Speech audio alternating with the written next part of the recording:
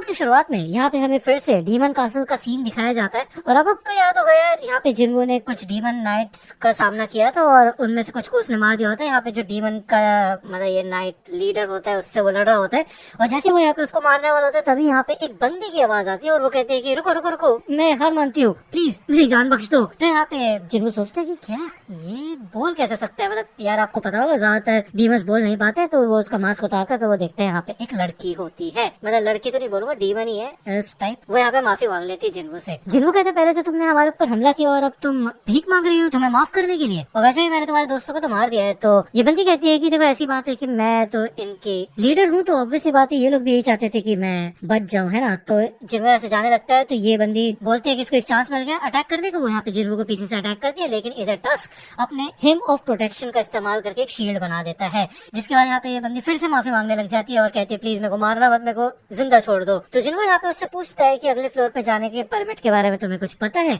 तो यार ये बंदी बताती है कि इसकी फैमिली के पास है, तो प्लीज मुझे मारना मत और मेरी फैमिली को भी कुछ मत कहना, ठीक है ना। वो बता देती है कि उसको इस फ्लोर के साथ साथ बाकी दूसरे फ्लोर्स के भी परमिट्स के बारे में पता है, ठीक है ना। तो जिन्हों यहाँ पे उसके बहुत नजदीक आ जाता है और वो बोलता है कि बस एक ही क्वेश्चन यहाँ पे बचा है कि क्या मैं तुम्हारे पर भरोसा कर सकता हूँ।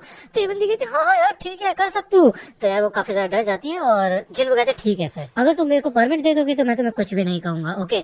दूसरा यहाँ पे हमें दिखाया जाता है इस आइलैंड का सीन और इस आर्ट ने यहाँ पे आतंक मचा दिया होता है भाई। इस अकेली आर्ट ने काफी लोगों को खा गई होती है और ये यहाँ से खा के पी के उड़ जाती है।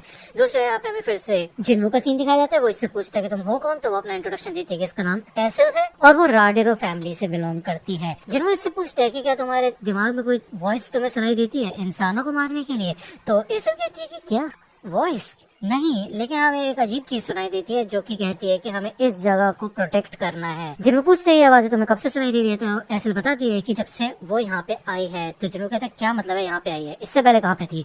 तो एसल बताती है कि इससे पहले वो डीमन रेल में थी। जिन्हों से पूछते हैं कि वहाँ पे तुम क्या कर रही थी, तभी इधर हमें दिखाया जाता है कि एसल की बॉडी के ऊपर टेक ओवर कर लिया जाता है और भाई ऐसा लगता है कि उसको कोई और कंट्रोल कर रहा है। वो ये कहते हैं कि हम लोग वहाँ पे वॉर के प्रिपरेशन कर रहे थे।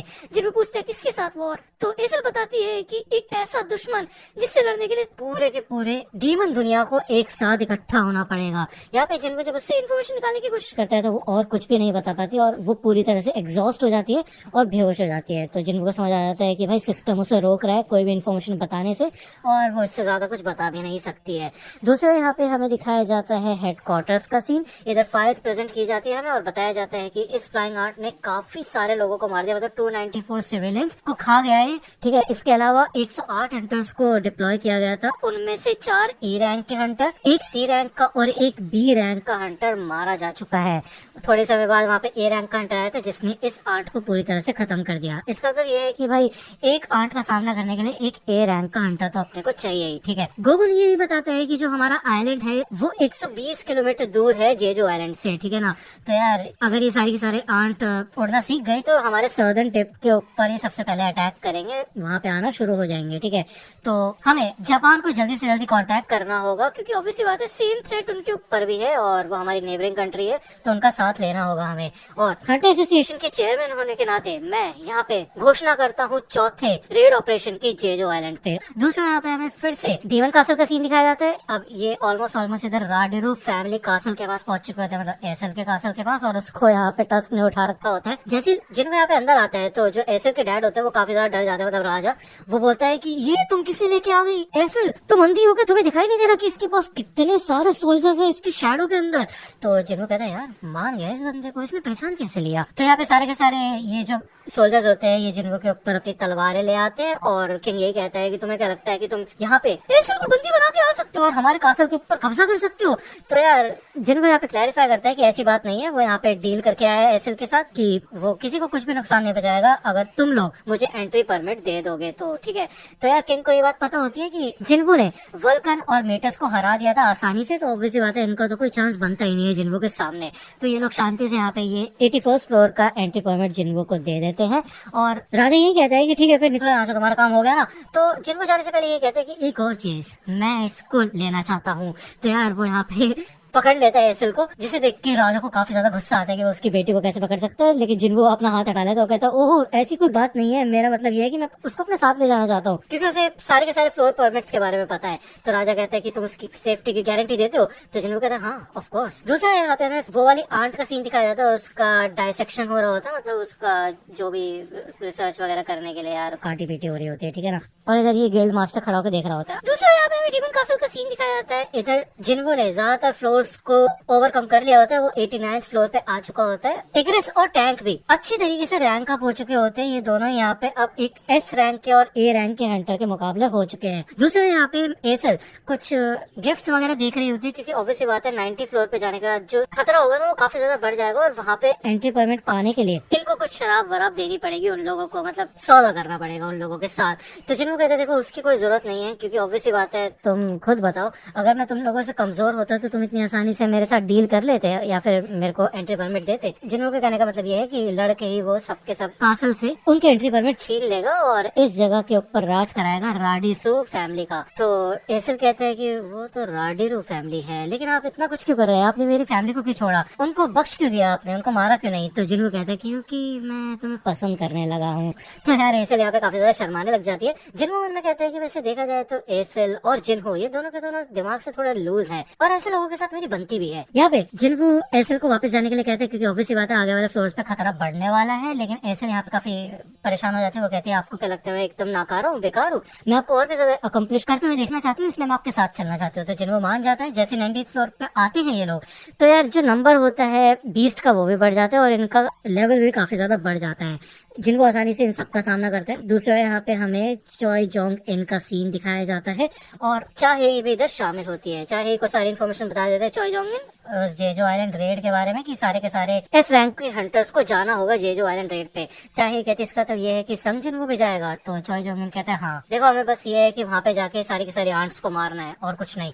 और वैसे भी आज कुछ बड़े बड़े हंटर्स गिल्ड के साथ हमारी मीटिंग होने वाली है, ठीक है। हमें दिखाया जाता है कि जिन्हो फाइनली इधर 100th फ्लोर पे पहुंच चुका होता है, और जैसे वो इधर आते हैं काफी बड़ा ड्रैगन इधर आता है और उस ड्रैगन के ऊपर सवार होता है बैरन डीमन मोनार्च। अब भाई ये मोनार्च है, इसके लिए मैं एक अलग से रिव्यू वीडियो बना दूंगा, ये एक्सप्लेनेशन वीडियो, इसलिए ज्यादा एक्सप्लेन एपिसोड पे रखते हैं ना कि कैरेक्टर्स पे। जिनको इसको देख के समझ जाते हैं कि इसका और इतना खतरनाक है कि भाई ये एसल को भी महसूस हो पा रहा होता है। अब उसको खुद डाउट होने लग जाता है कि क्या वो उसको हरा सकता है या फिर नहीं।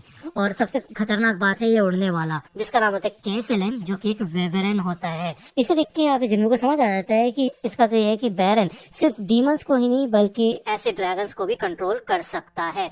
अब यहाँ पे हमें दिखाया जाता है कि यार बैरन इधर काफी सारे पोर्टल्स खोल देते हैं, जिसमें से काफी सारे डीमन बाहर निकल के आते हैं और ये सारे के सारे चारों तरफ से घेर लेते हैं जिन्हो और एसल को, ठीक है। ये सबके सब यहाँ पे आगे बढ़ना शुरू हो जाते हैं। एसल तो काफी ज्यादा डरने लग जाती है और भाई ये एकदम से चार्ज करते हैं, आगे भागते हैं। तभी यहाँ पे अपने मोनार्च डोमेन का इस्तेमाल करता है जिन्हो और सारे के सारे सोल्जर्स को बाहर निकाल देता है। अब यहाँ पे काफी खतरनाक लड़ाई होना शुरू हो जाती है। इधर टस्क अपने ऑर्ब का इस्तेमाल करके भाई आग मचा देता है। भाई खतरनाक सीन्स, ये सारे के सारे फाइट सीन्स देखना मत भूलना, टेलीग्राम चैनल पे एपिसोड अपलोड कर रखा है। इस बार लिंक नहीं है, इस बार पूरा एपिसोड है। तो ऐसे तो ये फाइट देख के काफी ज्यादा शॉक हो जाती है। वो कहती है मुझे नहीं पता था ये ऐसे भी लड़ सकता है। लेकिन दिक्कत वाली बात ये है कि एसल एक डीमन है और बैरन यहाँ का किंग है। तो ऑब्वियसली बात है यहाँ पे एसल को किसका साथ देना चाहिए, यहाँ के किंग का या फिर जिन्हो का जो कि बाहर से आया है। रूल्स के हिसाब से तो जिन्हो को मार देना चाहिए। इधर हमें दिखाया जाता है कि यार बैरन के पास काफी खतरनाक एबिलिटी होती है मुंह से बिजली छोड़ने की। वो इधर आसमान में बिजली छोड़ते हैं और एक बादल बना देता है बिजली का, जिससे कि सारे के सारे जो ये शैडो सोल्जर्स होते हैं ना उनकी वाट लग जाती है। इनमें से एक बिजली इधर एसल की तरफ बढ़ रही होती है, लेकिन अपने केप से इधर जिन्हो उसे भी बचा लेता है और उसको समझ आ जाता है कि ये कोई आम लाइटनिंग नहीं है, इससे काफी बड़ा डैमेज मिला है उसको और अगर ये दोबारा हुआ तो उसके माना लेवल्स खत्म हो सकते हैं। तो सबसे पहले इसको निपटाना पड़ेगा उसे। जिन्हो यहाँ पे अपने स्टेल्थ मोड का इस्तेमाल करके आगे बढ़ता है और वो यही सोचता है कि वो इस विवरण के मतलब इस ड्रैगन के पंखों को काट देगा। लेकिन भाई बैरन उसके इस अटैक को रीड कर लेता है, मतलब भाई गायब हुआ होता है जिन्हो, उसके बाद भी उसे देख लेता है इजीली। यहाँ पे काफी खतरनाक अटैक करना शुरू करता है बैरन इधर जिन्हो के ऊपर और ये होमिंग टाइप का अटैक होता है जो कि जिन्हो के पीछे ही पड़ जाता है। तो यहाँ पे इग्रिस और टस्क को बुलाता है। टस्क इधर अपने इस ऑर्ब का इस्तेमाल करके काफी खतरनाक टक्कर देता है बैरन को और दूसरी ओर इधर इग्रिस अपनी तलवार फेंक के मारते हैं, जिससे कि ये ड्रैगन की जो गर्दन होती है वो कट जाती है और ये नीचे गिर जाता है। अब यार बैरन फाइनली जमीन पे आ चुका होता है। जिन्हो ये कहता है कि चलो अच्छी बात है तुम जमीन पे आ गए, क्योंकि ऊपर देखते देखते मैं सच में काफी ज्यादा थक गया था। दूसरा यहाँ पे हमें हंटर एसोसिएशन का सीन दिखाया जाता है। अब यार ये लोग आए होते हैं यहाँ पे ड्रॉन स्वॉर्ड गिल्ड से, ठीक है। ये बंदी यहाँ पे होती है, इसका नाम होता है हानेकावा, और वो इंट्रोडक्शन देती है गोटो रियोजी का, जो कि इनका गिल्ड मास्टर होता है। गोगुन ही बताता है कि यार जापान का सबसे बड़ा गिल्ड है इन लोगों का, और इसका जो ऑरा है वो सच में काफी खतरनाक है। बनता ये गिल्ड मास्टर है तो लग भी रहा है। इनके गिल्ड में 11 एस रैंक के हंटर्स है, और एशिया का दूसरा सबसे बड़ा गिल्ड है इनका। तो यार ये लोग यहाँ पे डिस्कशन शुरू करते हैं आंट्स के बारे में, ठीक है। अब हानेकावा बताती है कि इनके पास आंट्स के बारे में कुछ इंफॉर्मेशन है इम्पोर्टेंट, ठीक है। 2 पॉइंट्स है जो हमें ख्याल रखने हैं। सबसे पहला चीज है इनकी लाइफ स्पैन। जब ये लोग पैदा होते हैं तो उसके बाद ये काफी तेजी से ग्रो करते हैं, लेकिन 1 साल की उम्र होती है इनकी, उसके बाद ये मर जाते हैं। दूसरे शब्दों में कहा जाए तो अगर हम क्वीन को मार देते हैं तो ये 1 साल में खुद ही खत्म हो जाएंगे। दूसरी बात ये है कि हमने पिछले 3 रेड से ये चीज नोटिस की है कि जब भी ये जो आइलैंड के ऊपर अटैक होता है तो ये सारे के सारे आंट्स स्ट्रॉन्गेस्ट हंटर्स की तरफ चले जाते हैं और उनसे लड़ना शुरू कर देते हैं। तो यार हमारा जो मिशन होगा इसी के ऊपर बेस्ड होगा, हम इस चीज का फायदा उठाएंगे। गोगुनी यहाँ पे यही सोचता है कि वैसे देखा जाए ये इन्फॉर्मेशन हमारे पास भी थी, लेकिन इससे तगड़ा ब्रेकआउट मैं नहीं देख सकता था। मतलब काफी डिटेल में ये प्लान बनाया इन्होंने। रियोजी कहता है कि उसके जो गिल्ड में 11 एस रैंक के हंटर्स है, उसमें से 10 इन लोगों के साथ जाने के लिए तैयार है। ये लोग यहाँ पे सारे के सारे आंट्स का ध्यान बटाएंगे और तुम लोगों को अपनी टीम भेज के क्वीन को खत्म करना होगा, ठीक है। तो दोनों मिलके ये करेंगे काम। जिनचुन ये कहता है कि तुम्हें पता भी है ना तुम क्या कह रहे हो, मतलब भले ही तुम 10 एस रैंक के हंटर हो, लेकिन तुम्हारा सामना हजारों आंट से होगा, ठीक है ना। तो गोटो कहता है कि देखो कोई बात नहीं, हमें डिस्ट्रैक्शन तो करनी है, लेकिन हमें मिलके काम करना होगा। तो गोगो नहीं कहते ठीक है, फिर इसके बारे में हम एक स्ट्रैटेजी बना सकते हैं। दूसरे यहाँ पे हमें डीमन कासल का सीन दिखाया जाता है। ये सब के सब यहाँ पे अपनी जी जान से लड़ रहे होते हैं और जिनको सामना कर रहा होता है बैरन का। अब बैरन भाई कोई मजाक नहीं है, वो यहाँ पे भाई अपनी बिजली से ना इन सारे के सारे शैडो सोल्जर्स की वाट लगा रहा होता है। और ऑब्वियसली बात है जिन्हों की यहाँ पे काफी ज्यादा वाट लग रही होती है, उसे मौका भी नहीं मिल रहा होता अपने माना को इंक्रीज करने का। काफी खतरनाक अटैक करते हैं यहाँ पे वो जिन्हों के ऊपर, और भाई उसको सर पकड़ के ऊपर उठा लेता है। इधर वो उसके ऊपर अटैक करने वाला होता है, लेकिन तभी यहाँ पे एग्रेस टस्क वगैरह आ जाते हैं, सब पकड़ लेते हैं इधर बैरन को। और वो यहाँ पे इतना खतरनाक अटैक करता है ना, जिससे कि यहाँ पे एक बार में जिन्हों के सारे माना खत्म हो जाते हैं। अब फाइनली यहाँ पे होने वाला है जिन्हो वर्सेस बैरन 1-on-1। ओके, इधर बैरन भी 2 डैगर्स लेके आ जाते हैं और ये दोनों यहाँ पे लड़ना शुरू करते हैं। काफी खतरनाक लड़ाई होती है ये। इधर जिन्हो के दोनों डैगर उड़ जाते हैं, वो यहाँ पे अपने दोनों हाथों से उसका अटैक रोकने की कोशिश करता है। और फाइनली इधर बैरन फिर से अपनी बिजली का इस्तेमाल करता है जिन्हो के ऊपर अटैक करने के लिए। तभी यहाँ पे एसेल अपनी स्पेयर फेंक के मारती है और इससे यहाँ पे बैरन का ध्यान बढ़ जाता है और जिन्हो अपने रोलर्स हैंड का इस्तेमाल कर पाता है फाइनली। और भाई अपनी पूरी ताकत से यहाँ पे वो बैरन के दोनों हाथ उखाड़ देता है और एक काफी खतरनाक मुक्का मारता है उसके मुंह पे, जिससे कि भाई उसका मुंह तो उड़े जाता है, उसके मुंह से एक काफी खतरनाक रे भी निकलती है, मतलब सारी की सारी एनर्जी, जैसे कि ऊपर काफी तगड़ा एक्सप्लोजन होता है इधर। फाइनली यहाँ पे जिन्हों ने हरा दिया होता है बैरन को और उसे नोटिफिकेशन भी आ जाता है कि सोल एक्सट्रैक्शन कर सकता है वो उसकी, ठीक है ना। इधर जिन्हों इतना ज्यादा थक चुका होता है पहली बार कि वो भाई नीचे गिर जाता है, क्योंकि भाई उसने इतने सारे फ्लोर्स पे भी लड़ाई की है, ऑब्वियसली बात है, ठीक है ना। इधर वो एसएल से ये कहता है कि तुम अब घर जाओ और अपने डैड को बता देना कि अब से राडिसो फैमिली का राज है इस पूरी जगह पे। तो एसएल कहते हैं कि सर जिन्हो, यहाँ पे वो इमोशनल हो जाती है काफी ज्यादा और वो ये कहती है कि वो राडिरो है, राडिसो नहीं। तो अगर आपको वीडियो पसंद आए तो लाइक करना, सब्सक्राइब कर लो, चैनल पे नए हो तो। मिलता हूँ आपसे अगली वीडियो में, तब तक के लिए गुड बाय।